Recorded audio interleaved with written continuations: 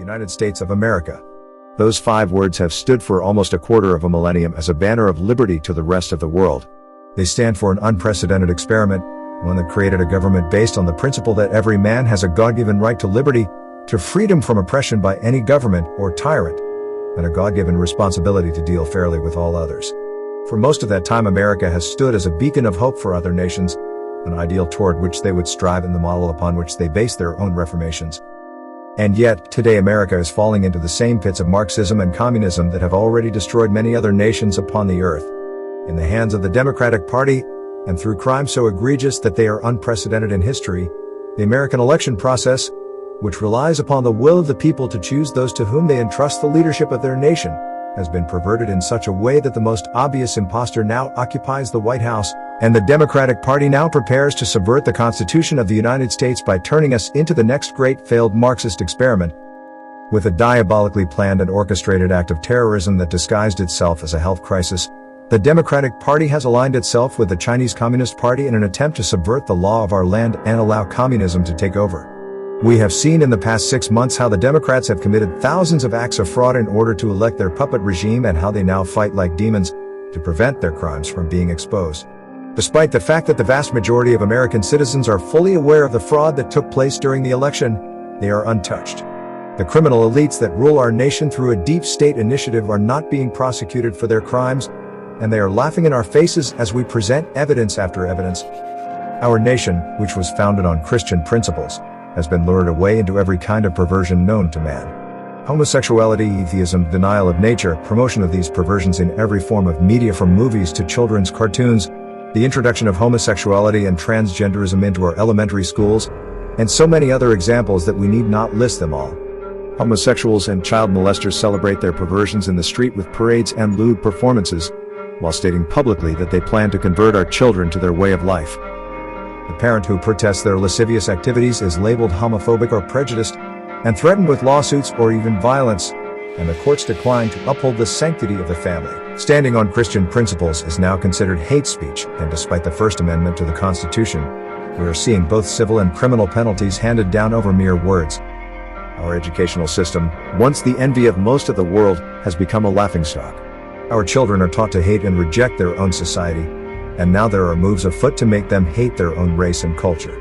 White children are actually being taught that blacks are superior to them, with complete disregard for the acknowledgement of equality among men upon which our nation was founded. At the highest levels, the current administration has taken actions that have weakened our nation on the world stage. Overspending and so-called stimulus packages have set the stage for hyperinflation that will destroy our currency and for the globalist agenda to force us all under a world government, with a single kind of money that is universally accepted. The introduction of that new currency will instantly devalue the money we already have. The savings that you put back for your retirement may be utterly worthless when the time comes for you to need them. Anyone who opposes the actions of the government is now considered a dissenter, and the administration is gleefully cooperating with big tech to do everything possible to silence us.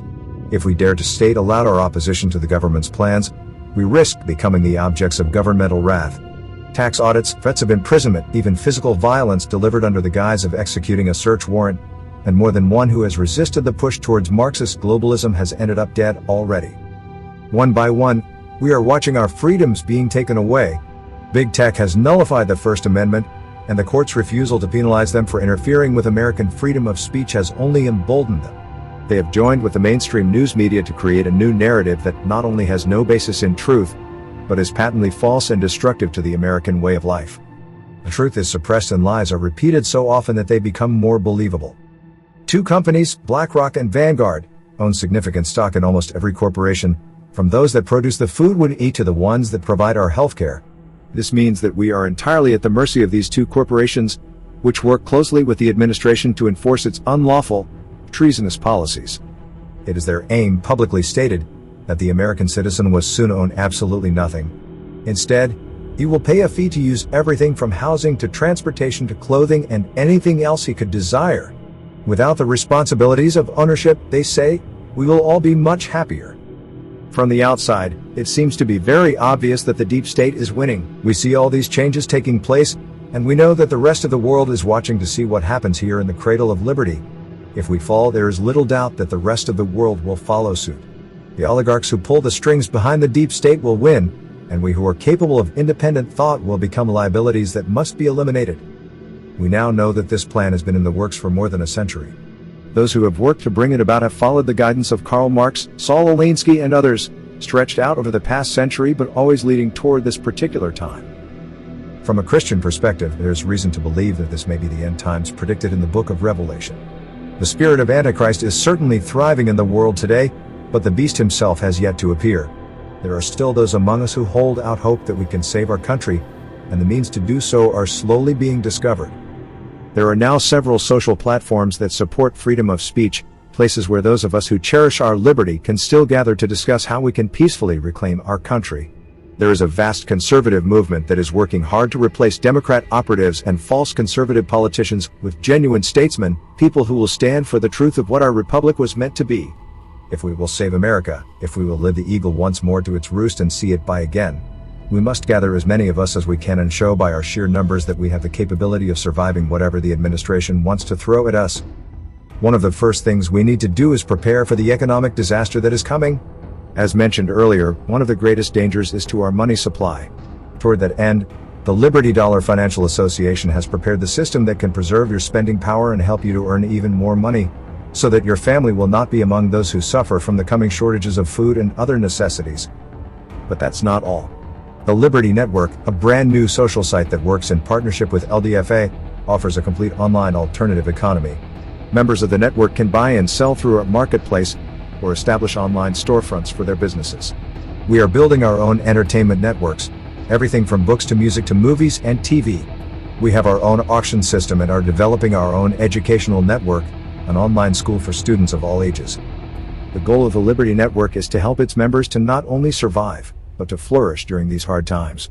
Absolutely anyone will find ways to earn at least a little additional money through their membership, because we built those opportunities in. You can literally earn money for things you normally do online anyway.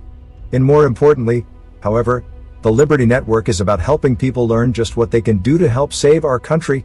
We are trying to put a stop to the globalist agenda, preserve our national sovereignty, and keep our heritage just as it is.